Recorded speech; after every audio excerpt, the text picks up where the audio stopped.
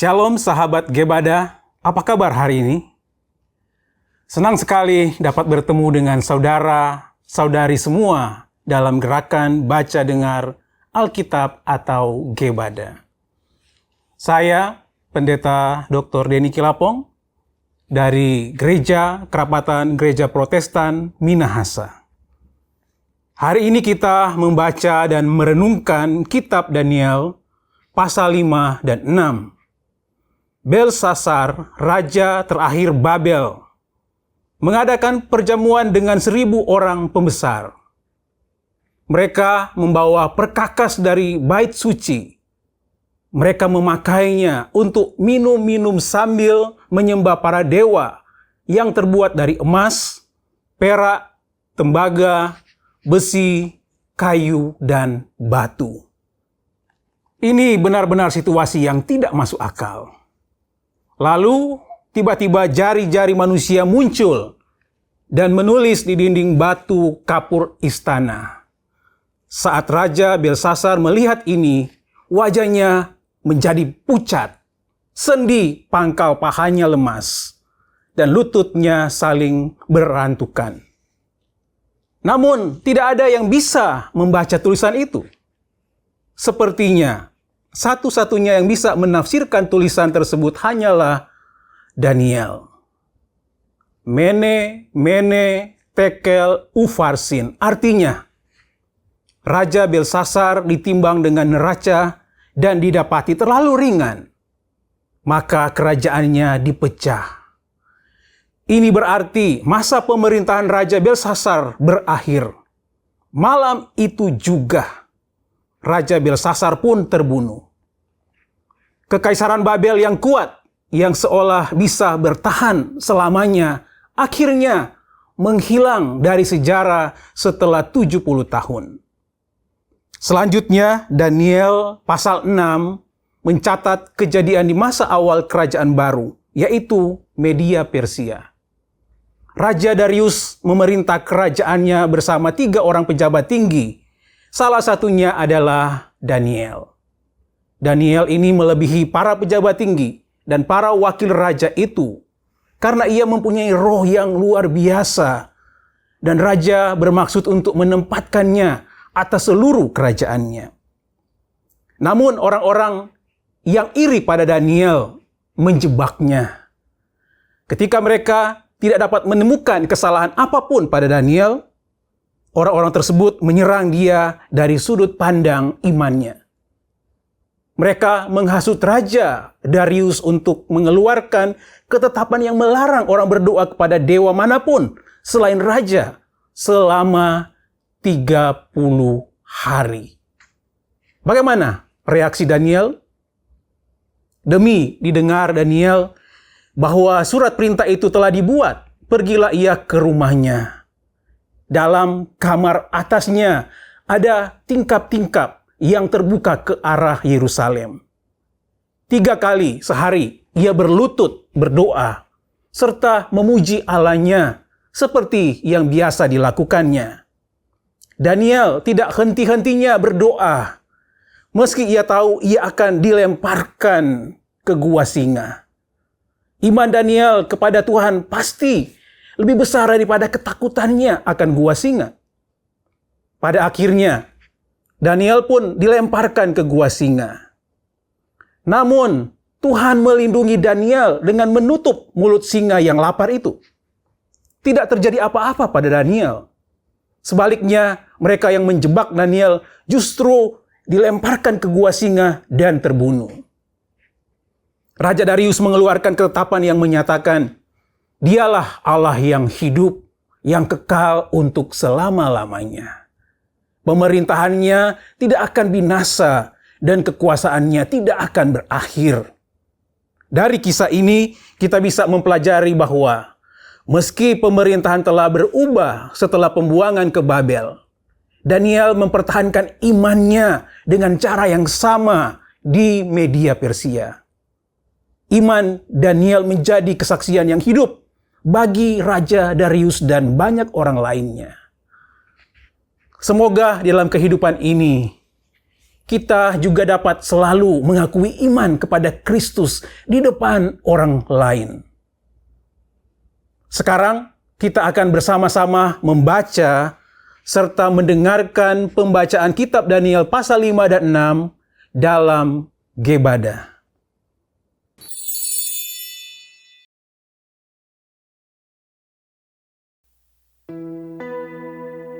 Raja Belshazzar mengadakan perjamuan yang besar untuk para pembesarnya, 1.000 orang jumlahnya. Dan di hadapan 1.000 orang itu, ia minum anggur. Dalam kemabukan anggur, Belshazzar menitahkan orang membawa perkakas dari emas dan perak yang telah diambil oleh Nebukadnezar, ayahnya, dari dalam bait suci di Yerusalem, supaya raja dan para pembesarnya, para istri, dan para gundik mereka minum dari perkakas itu. Kemudian dibawalah perkakas dari emas dan perak itu, yang diambil dari dalam bait suci, rumah Allah di Yerusalem. Lalu raja dan para pembesarnya, para istri, dan para gundik mereka minum dari perkakas itu. Mereka minum anggur dan memuji-muji dewa-dewa dari emas dan perak, tembaga, besi, kayu, dan batu. Pada waktu itu juga tampaklah jari-jari tangan manusia menulis pada kapur dinding istana raja di depan kaki Dian, dan raja melihat punggung tangan yang sedang menulis itu. Lalu raja menjadi pucat, dan pikiran-pikirannya menggelisahkan dia. Sendi-sendi pangkal pahanya menjadi lemas, dan lututnya berantukan. Kemudian berserulah raja dengan keras, supaya para ahli jampi, para kasdim, dan para ahli nujum dibawa menghadap. Berkatalah raja kepada orang bijaksana di Babel itu, "Setiap orang yang dapat membaca tulisan ini dan dapat memberitahukan maknanya kepadaku, kepadanya akan dikenakan pakaian dari kain ungu, dan lehernya akan dikalungkan rantai emas. Dan di dalam kerajaanku, ia akan mempunyai kekuasaan sebagai orang ketiga." Tetapi semua orang bijaksana dari raja yang telah datang menghadap tidak sanggup membaca tulisan itu dan tidak sanggup memberitahukan maknanya kepada raja. Sesudah itu, sangatlah cemas hati Raja Belshazzar, dan ia menjadi pucat, juga para pembesarnya terperanjat. Karena perkataan raja dan para pembesarnya itu, masuklah permaisuri ke dalam ruang perjamuan. Berkatalah ia, "Ya Raja, kekalah hidup Tuanku. Janganlah pikiran-pikiran Tuanku menggelisahkan Tuanku, dan janganlah menjadi pucat. Sebab dalam kerajaan Tuanku, ada seorang yang penuh dengan roh para dewa yang kudus.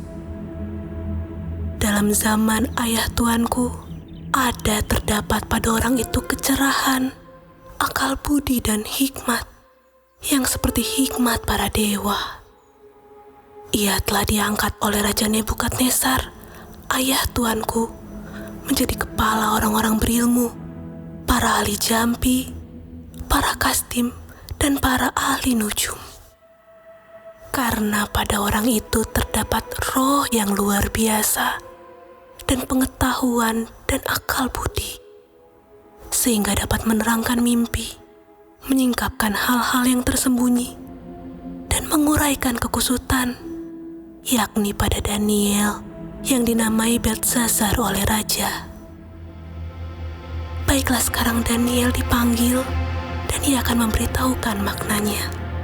Lalu dibawalah Daniel menghadap raja, Bertanyalah raja kepada Daniel, Engkaukah Daniel itu salah seorang buangan yang telah diangkut oleh raja ayahku dari tanah Yehuda?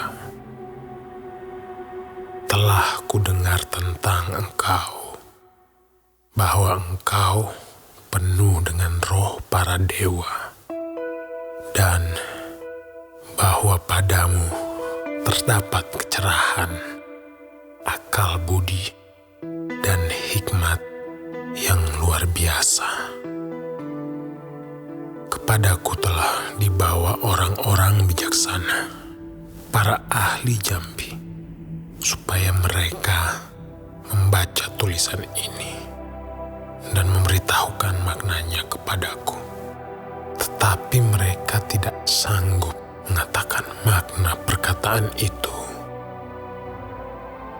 Tetapi telah kudengar tentang engkau, bahwa engkau dapat memberikan makna dan dapat menguraikan kekusutan. Oleh sebab itu, jika engkau dapat membaca tulisan itu dan dapat memberitahukan maknanya kepadaku, maka kepadamu akan dikenakan pakaian dari kain ungu, dan pada lehermu akan dikalungkan rantai emas, dan dalam kerajaan ini engkau akan mempunyai kekuasaan sebagai orang ketiga. Kemudian Daniel menjawab raja, Tahanlah hadiah tuanku. Berikanlah pemberian tuanku kepada orang lain. Namun demikian, aku akan membaca tulisan itu bagi raja dan memberitahukan maknanya kepada tuanku.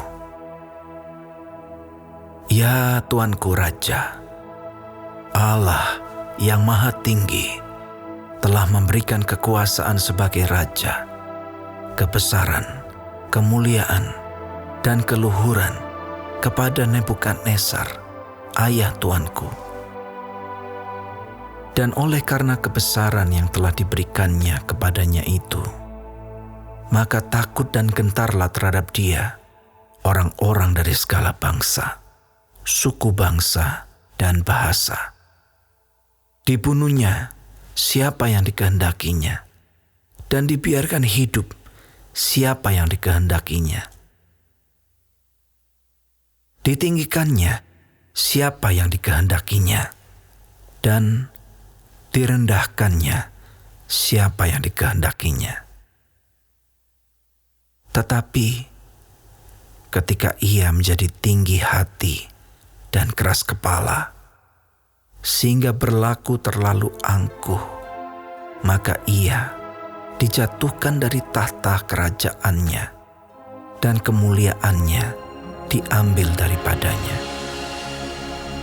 Ia dihalau dari antara manusia, dan hatinya menjadi sama seperti hati binatang, dan tempat tinggalnya ada di antara keledai hutan.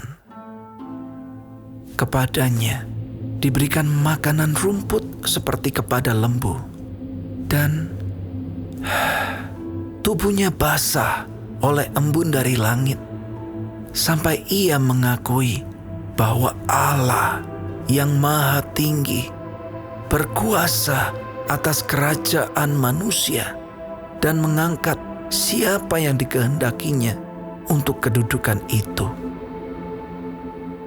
Tetapi tuanku Belshazzar, anaknya, tidak merendahkan diri, walaupun tuanku mengetahui semuanya ini. Tuanku meninggikan diri terhadap yang berkuasa di sorga. Perkakas dari baitnya dibawa orang kepada tuanku. Lalu tuanku serta para pembesar tuanku, para istri, dan para gundik tuanku telah minum anggur dari perkakas itu. Tuanku telah memuji-muji dewa-dewa dari perak dan emas, dari tembaga, besi, kayu, dan batu yang tidak dapat melihat atau mendengar atau mengetahui, dan tidak Tuanku muliakan Allah yang menggenggam nafas Tuanku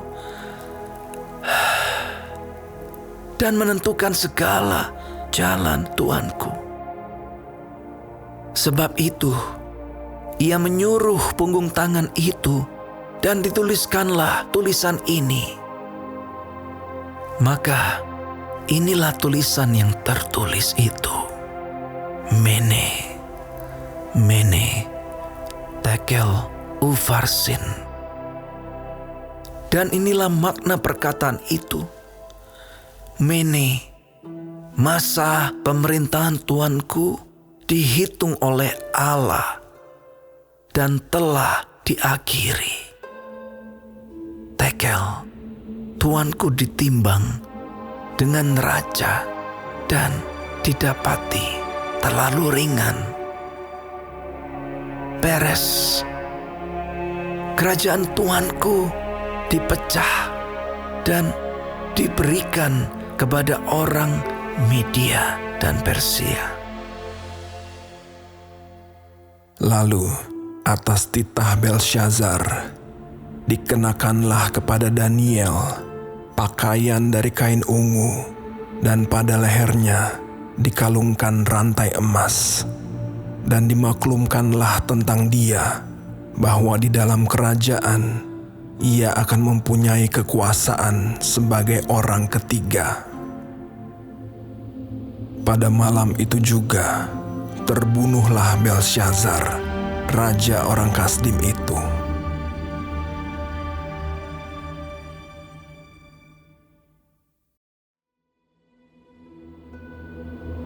Darius, orang Media, menerima pemerintahan ketika ia berumur 62 tahun.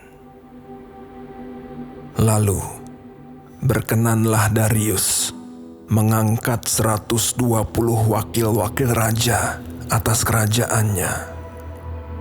Mereka akan ditempatkan di seluruh kerajaan. Membawahi mereka diangkat pula 3 pejabat tinggi, dan Daniel adalah salah satu dari ketiga orang itu. Kepada merekalah para wakil-wakil raja harus memberi pertanggungan jawab supaya raja jangan dirugikan. Maka Daniel ini melebihi para pejabat tinggi dan para wakil raja itu, karena ia mempunyai roh yang luar biasa, dan raja bermaksud untuk menempatkannya atas seluruh kerajaannya. Kemudian para pejabat tinggi dan wakil raja itu mencari alasan dakwaan terhadap Daniel dalam hal pemerintahan. Tetapi mereka tidak mendapat alasan apapun atau sesuatu kesalahan, sebab ia setia dan tidak ada didapati sesuatu kelalaian atau sesuatu kesalahan padanya.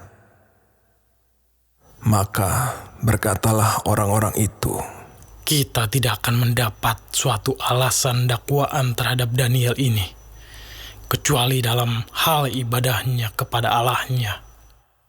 Kemudian bergegas-gegaslah para pejabat tinggi dan wakil raja itu menghadap raja, serta berkata kepadanya, Ya Raja Darius, kekallah hidup Tuanku. Semua pejabat tinggi kerajaan ini, semua penguasa dan wakil raja, para menteri dan bupati telah mufakat, supaya dikeluarkan kiranya suatu penetapan raja dan ditetapkan suatu larangan, agar barang siapa yang dalam 30 hari menyampaikan permohonan kepada salah satu dewa atau manusia, kecuali kepada Tuanku ya Raja, maka ia akan dilemparkan ke dalam gua singa.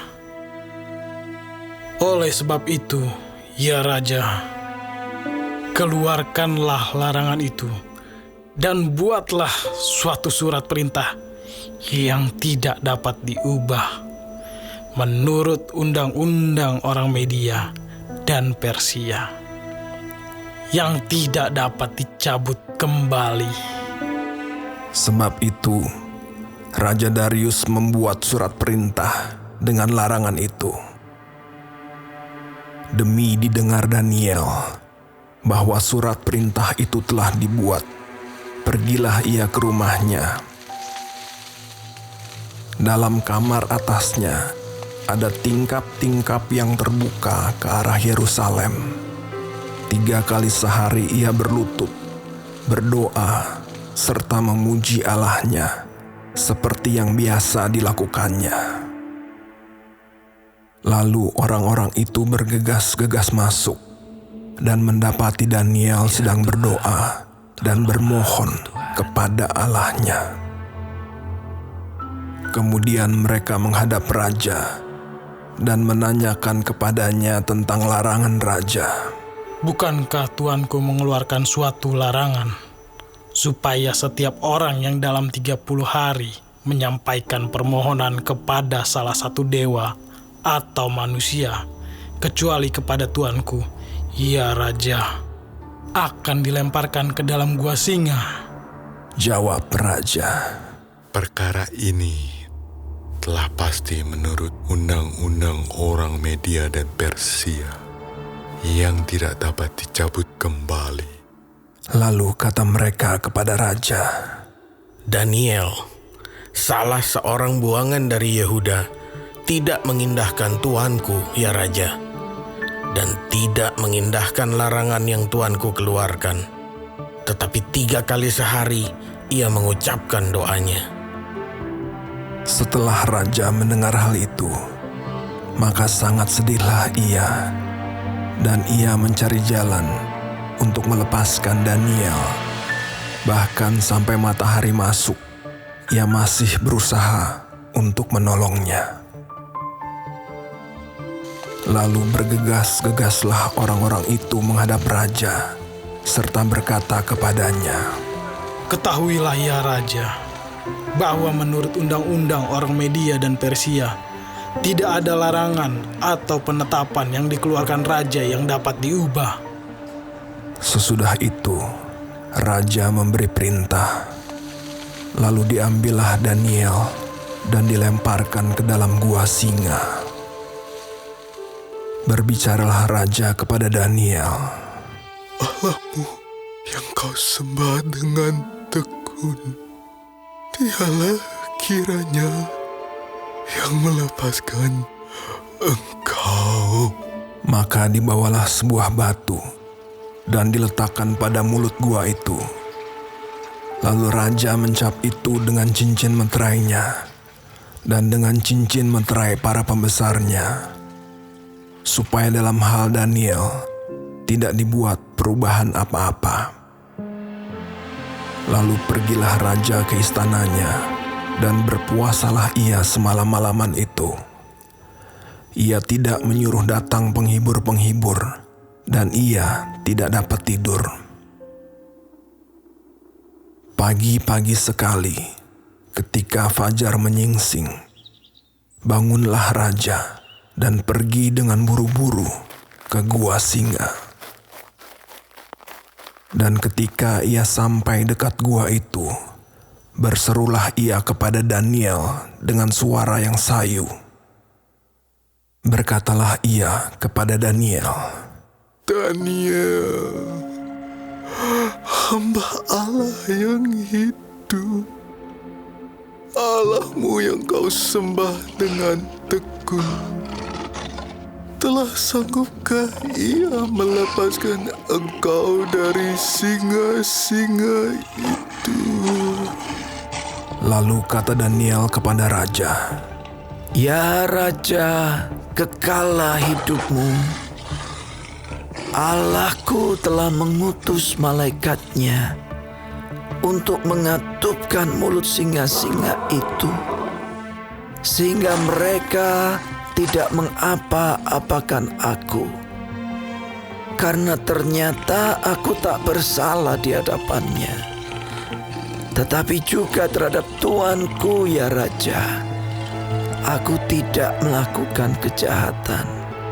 Lalu sangat sukacitalah raja, dan ia memberi perintah supaya Daniel ditarik dari dalam gua itu. Maka ditariklah Daniel dari dalam gua itu, dan tidak terdapat luka apa-apa padanya, karena ia percaya kepada Allahnya. Raja memberi perintah, lalu diambillah orang-orang yang telah menuduh Daniel, dan mereka dilemparkan ke dalam gua singa, baik mereka maupun anak-anak dan istri-istri mereka.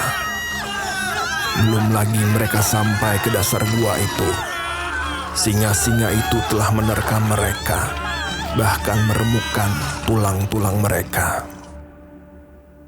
Kemudian Raja Darius mengirim surat kepada orang-orang dari segala bangsa, suku bangsa, dan bahasa yang mendiami seluruh bumi. Bunyinya, "Bertambah-tambahlah kiranya kesejahteraanmu. Bersama ini kuberikan perintah bahwa di seluruh kerajaan yang kukuasai, orang harus takut dan gentar kepada Allahnya Daniel. Sebab dialah Allah yang hidup, yang kekal untuk selama-lamanya. Pemerintahannya tidak akan binasa, dan kekuasaannya tidak akan berakhir. Dia melepaskan dan menolong, dan mengadakan tanda dan mukjizat di langit dan di bumi. Dia yang telah melepaskan Daniel dari cengkeraman singa-singa." dan Daniel ini mempunyai kedudukan tinggi pada zaman pemerintahan Darius dan pada zaman pemerintahan Koresh, orang Persia itu.